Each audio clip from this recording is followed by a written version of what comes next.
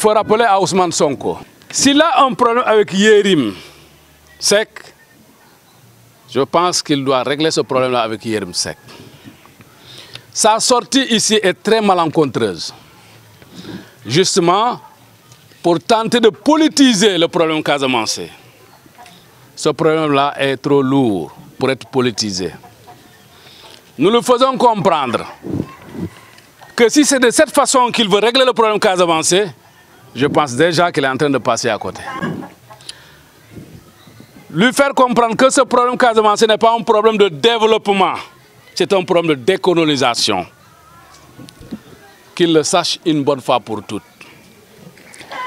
Si c'est grâce à ces 62 milliards qu'il va venir berner les Casamançais pour dire qu'il y a développement et que ces gens-là vont cesser, n'est-ce pas, leurs convictions-là, ils se trompent lourdement. Vous savez, ce genre de conflit finit toujours par une table de négociation. Même la guerre de 100 ans, on a fini par régler ce problème-là par une table de négociation.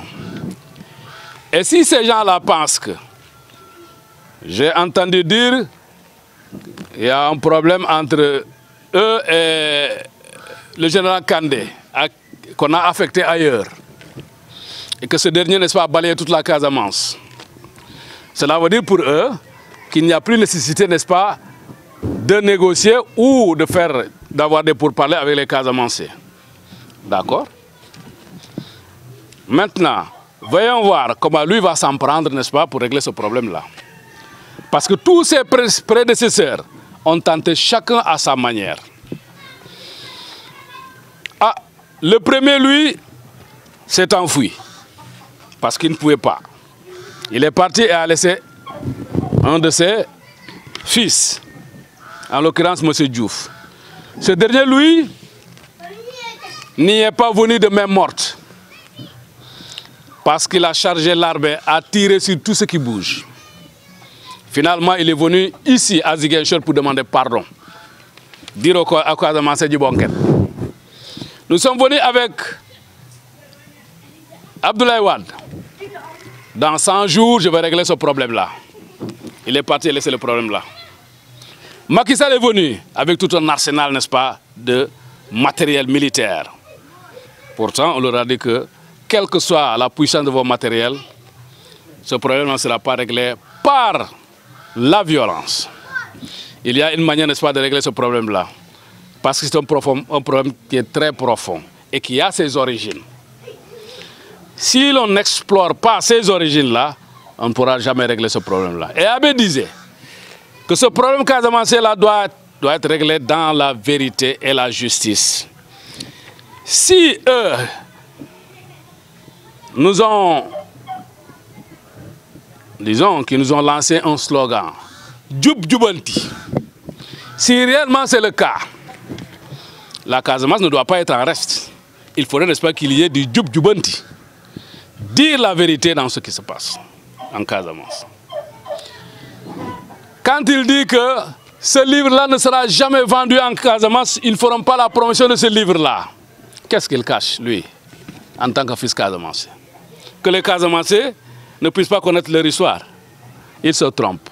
Les gens connaissent déjà leur histoire. Ils se trompent. Les archives dont il fait allusion, ce sont les Sénégalais eux-mêmes qui ont brûlé les archives casamancaises ici. Les archives de Karabane, d'Oussoui, de Ziguinchor jusqu'à Kolda ont été brûlées par ces Sénégalais-là. Pour étouffer ce problème-là, pour ne pas que les gens connaissent ce problème.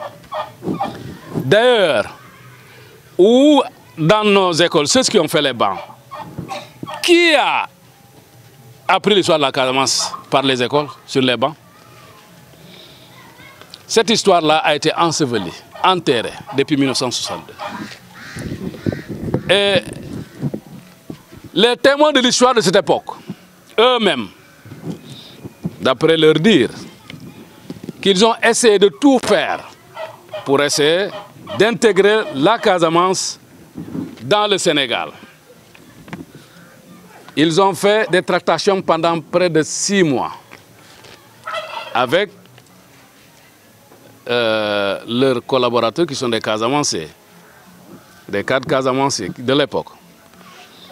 6 mois durant, avant de pouvoir, n'est-ce pas, faire une coalition MFDC-BDS.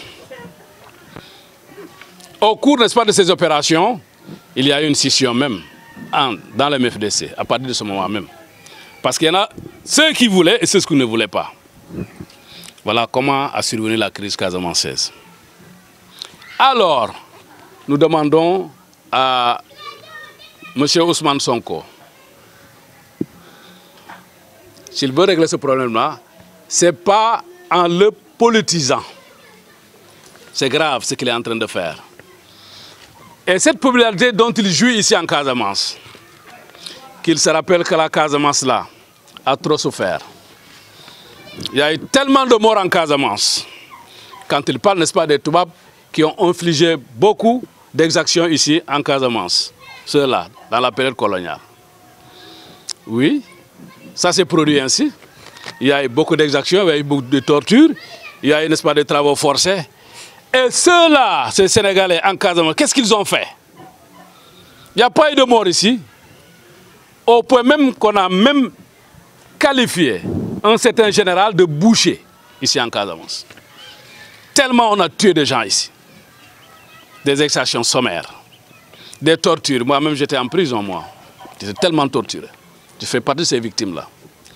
Quand Ousmane Sonko se lève, n'est-ce pas, pour accuser ces Européens-là, d'avoir torturé ou d'exiler les Casamancés, etc., etc. Eux-mêmes l'ont fait. Ces Sénégalais l'ont fait en Casamance. Alors, pour qu'on ne connaisse pas l'histoire de la Casamance, ah bon, c'est ça son vœu. Nous savons pertinemment que la Casamance a bel et bien son histoire. Et que cette histoire-là, les Casamancés vont s'en approprier. Abbé nous a dit qu'un jour, la vérité éclatera. Et voilà comment est-ce que la vérité est en train, n'est-ce pas, de surgir, pas à pas. Quand les Casamancés seront tous édifiés, nous verrons où est-ce que nous allons. Qu'ils viennent développer de toute façon. Ils ont la liberté de faire ici ce qu'ils peuvent. Ils n'ont qu'à développer la Casamance. Ce n'est pas ce qui va nous retenir, n'est-ce pas, dans le sens, n'est-ce pas, d'aller à l'indépendance. Non. Ça, c'est une revendication qui est innée. La Casamance a droit à aller à l'indépendance. C'est un droit inaliénable, un droit imprescriptible. Que tout le monde le sache. Maintenant, vouloir régler le problème là à leur manière, ils n'ont qu'à le faire.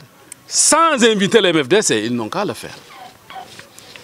J'entends par là qu'il dit qu'il va se concerter avec Diomaye pour aller, n'est-ce pas, voir peut-être les combattants ou autres, ou certains dignitaires casamancés.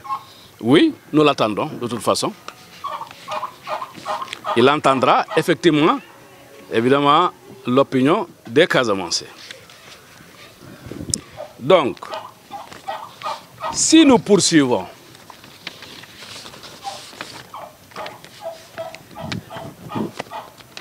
il y a eu un scénario qui s'était déroulé dans la zone des palmiers, précisément à Essom-Silachai, ces mois derniers.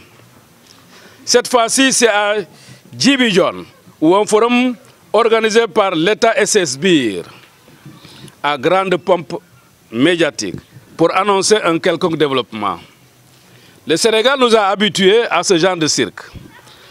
Et plus pire, on utilise les fils de la Casamance pour organiser un mensonge, une tromperie, des promesses fallacieuses de politiciens, un saupoudrage, une mascarade.